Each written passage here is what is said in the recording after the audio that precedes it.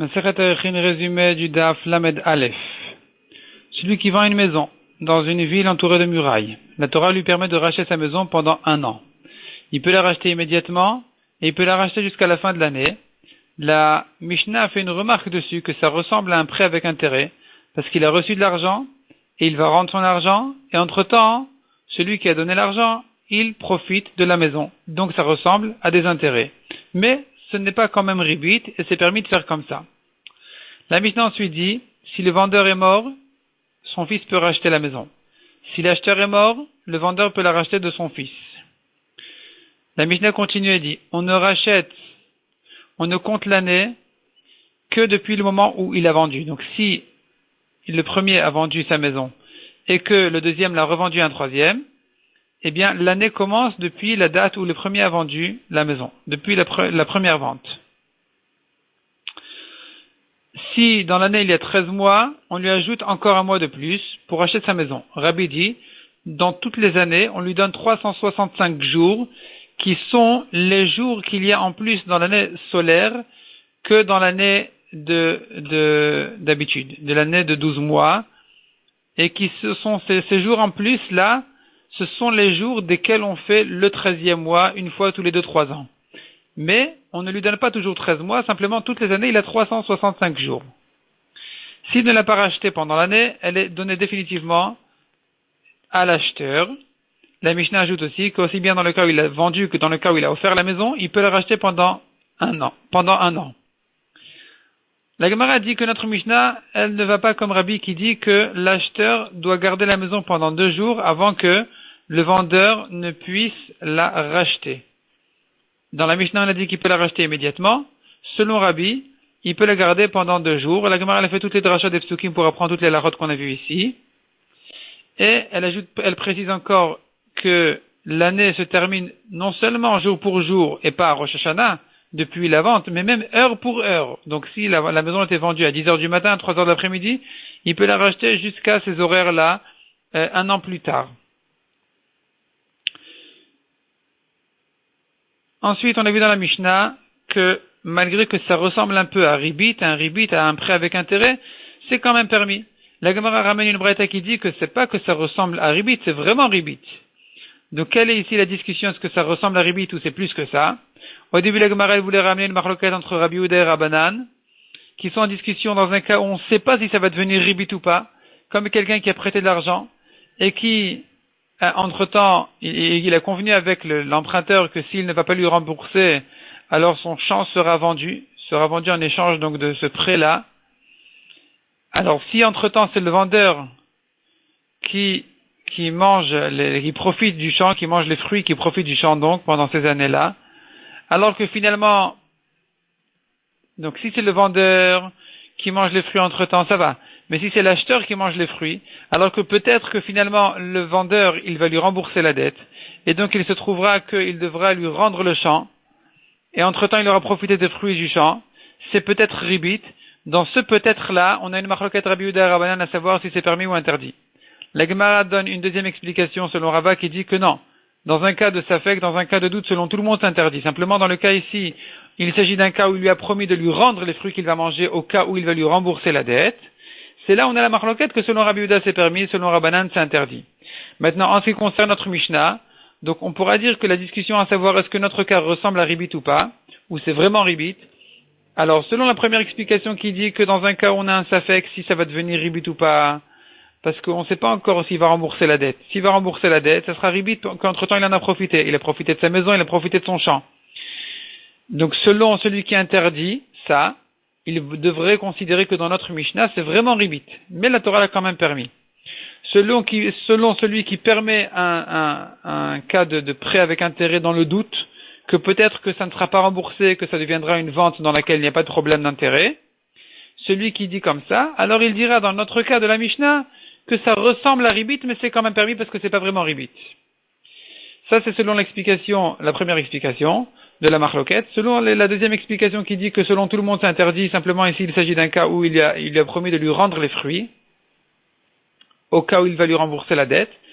Alors la discussion entre la Mishnah et la Gemara, elle est tout simplement, à savoir, est-ce que, puisque ça a été fait sous forme de vente, alors on ne rentre même pas dans la question de ribit, qui ne concerne que les prêts, ou bien non, ou bien c'est quand même un prêt dans le doute, que je ne sais pas s'il va racheter la maison, ça deviendra jaune.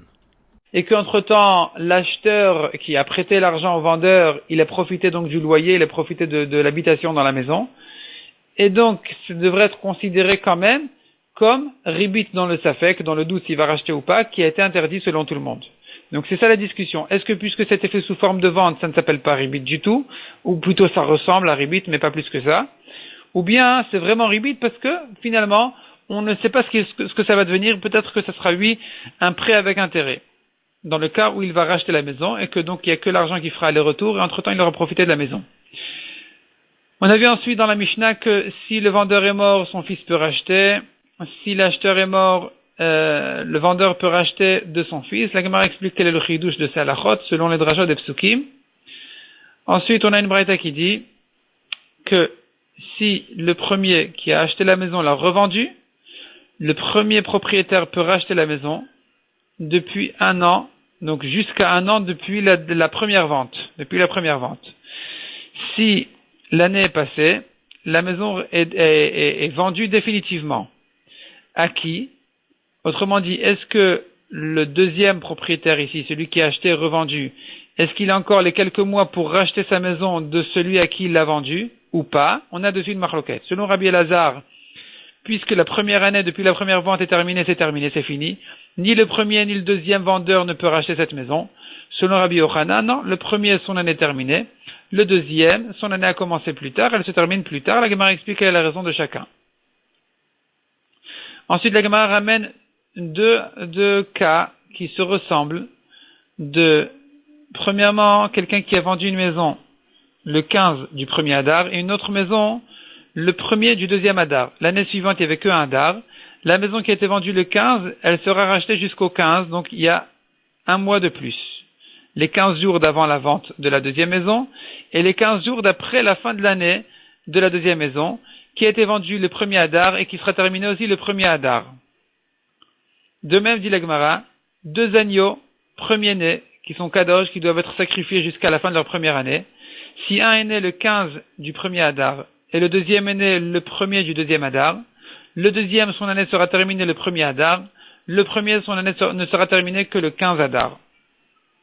La Gemara dit que malgré qu'on aurait pu faire la différence entre les cas, on a une Gzera Shava qui les compare quand même, donc dans tous les cas on dira que l'année ne se termine que le 15 Adar, on ne dit pas qu'à la fin des 12 mois, le 15 Shvat est terminé. Donc depuis le premier qui est né, disons le 15 du premier Adar, on ne dit pas que l'année se termine le 15 Shvat, mais elle se termine le 15 Adar quand même, donc on ajoute l'année le 13e mois. On ajoute le mois en plus. Ensuite on a vu dans la Gemara ramène une braïta qui ramène donc ce qu'on a vu dans la Mishnah, la Machloket, est-ce que selon Rabbi, toutes les années, on lui donne 365 jours. Selon Chachamim, on lui donne 12 mois. Et s'il y en a 13, il gagne le 13e mois en plus. Le vendeur a encore 1 mois de plus pour acheter son champ. Ensuite, on a vu la Mishnah. Est-ce qu'un cadeau qui a été offert, dans la Mishnah, on a dit que celui qui a offert le cadeau, il peut racheter aussi la maison, évidemment en payant, jusqu'à la fin de l'année. La Gemara ramène dessus que selon Rabbi Meir, c'est pas comme ça. Rabbi Meir, il fait la différence entre une vente et un cadeau. La vente peut être rachetée, la vente ressort au Yovel à son propriétaire, gratuitement, tandis que le cadeau ne peut ni être racheté, ni il le retrouve au Yovel. Ensuite, la Gemara ramène celui qui a été Makdish, qui a sanctifié sa maison. Il peut la racheter quand il veut, du Ekdesh. Si ça n'a pas été racheté par quelqu'un d'autre, il peut racheter quand il veut, il n'est pas limité. Il n'est pas limité ni à 1 an, ni à Yovel, ni rien du tout. Donc la maison peut être rachetée tout le temps. C'est pas comme un champ où on a des halachot spéciales. On a dit jusqu'au Yovel ici la maison, il peut la racheter tout le temps et même après 1 an. Le Yovel n'est pas considéré comme un acheteur qui au bout d'1 an, ça reste lui définitivement. Si par contre quelqu'un d'autre a racheté la maison, à partir du jour où la deuxième personne a racheté la maison du Ekdesh, on donne au premier Makdish, on lui donne 12 mois, 1 an, pour racheter sa maison de celui qui l'a racheté du Ekdesh. Une fois que 12 mois sont passés, c'est terminé. La Gemara ajoute enfin une dernière halakha qui dit que celui qui a vendu sa maison, il a 1 an pour la racheter et ne croit pas que s'il y a le Yovel qui arrive au milieu de l'année, que ça retourne chez son vendeur, c'est pas comme ça. Il doit la racheter, même si le Yovel est arrivé au milieu de l'année, elle ne retourne pas chez son vendeur. Et donc, s'il ne l'a pas rachetée au bout d'1 an, c'est terminé. Il ne peut plus jamais la racheter. Elle est vendue définitivement à celui qui l'a achetée.